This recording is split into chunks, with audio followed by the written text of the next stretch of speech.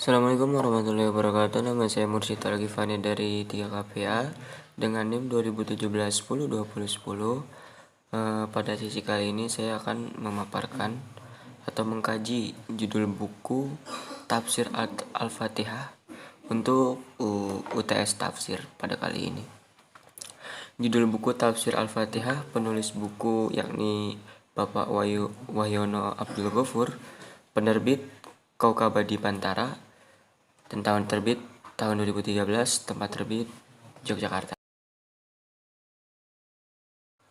Isi buku dalam buku Tafsir Fatihah ini, penyajian tafsir surat Al-Fatihah dalam buku ini lebih bersifat praktis, didahului dengan menyebutkan ayat dan terjemahnya. Dari ayat itu kemudian digali maknanya, minimal dari satu kata kunci. Makna yang digali dari kata kunci tersebut dilihat dari berbagai derivasi atau kata jadinya. Dengan melihat kamus-kamus Al-Quran seperti Al-Mufradat, fi gharibil Al-Quran, Mustahalat Al-Quraniyah, Mu'jam, Maqayisil Lughah, dan kamus bahasa Arab lain, hingga ditemukan makna dasar dan asalnya, serta relasinya dengan makna-makna dari kata jadinya.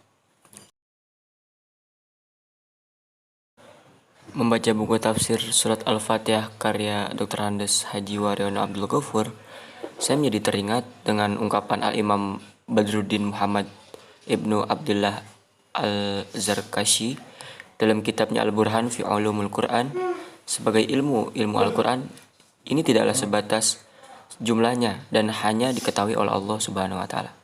Ungkapan ini dikemukakan setelah dia memaparkan pandangan beberapa ulama tentang banyaknya ilmu yang bisa diserap dari Al-Quran.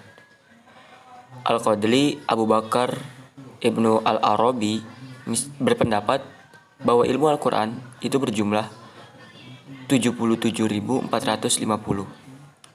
yakni jumlah kata di dalam Al-Quran dikalikan 4. Sebagian ulama seperti Sahl Al-Tutsari mengatakan bahwa setiap kata itu memiliki makna mahir, makna batin, had atau batasan hukum, dan matla atau saripati, dan hikmah yang terdalam.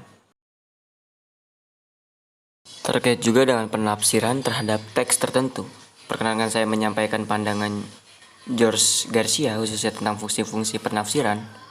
Menurutnya ada 3 fungsi penafsiran. Yang pertama ada historical function, yakni penafsiran yang bertujuan mengucap kembali makna historis atau makna asal ketika sebuah teks itu muncul. Yang kedua ada meaning function, yakni fungsi pengembangan makna.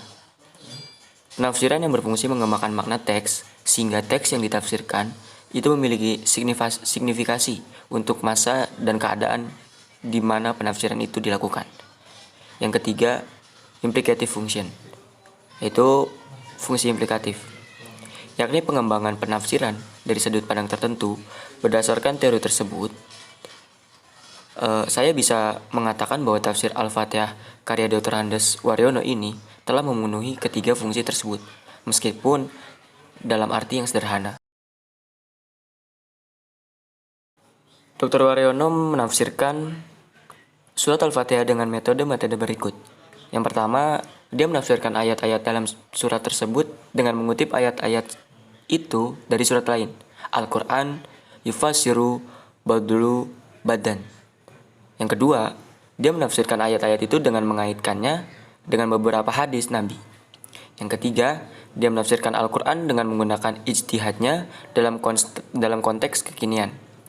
2 metode pertama itu dilakukan untuk menguak maksud atau makna historis surat Al-Fatihah, sedangkan metode ketiga digunakan untuk melakukan rektualisasi atau mengemukakan signifikasi surat Al-Fatihah untuk kehidupan umat Islam pada masa sekarang ini. Agar mendapat pemahaman yang lebih utuh, ayat yang dikaji dilihat dari munasabah, relasi dan korelasinya dengan ayat-ayat sebelum dan sesudahnya, dan asbabun nuzulnya baik mikro maupun makro. Dari langkah ini minimal akan ditemukan juga konteks ayat dan bagaimana kontekstualisasinya. Dengan cara demikian, pesan dan isi kandungan surat Al-Fatihah ini dapat terungkap sehingga dapat digunakan sebagai pedoman dan panduan hidup di masa kini. kekurangan dan kelebihan buku ini masih ada beberapa kata yang kurang dipahami. Dan juga buku ini tertuju tidak kepada personal sembarang, karena dalam ayat-ayat tersebut mengandung makna-makna yang sulit dipahami orang awam. Kelebihannya dalam buku ini, pembaca mengerti bahwasannya dalam makna-makna ayat Al-Fatihah mengandung unsur-unsur keajaiban bagi setiap pembaca. Dan dalam buku ini, penulis mencoba menyampaikan signifikasi ayat yang dimaksud. Mungkin itu saja yang bisa saya sampaikan, kurang lebihnya mohon maaf.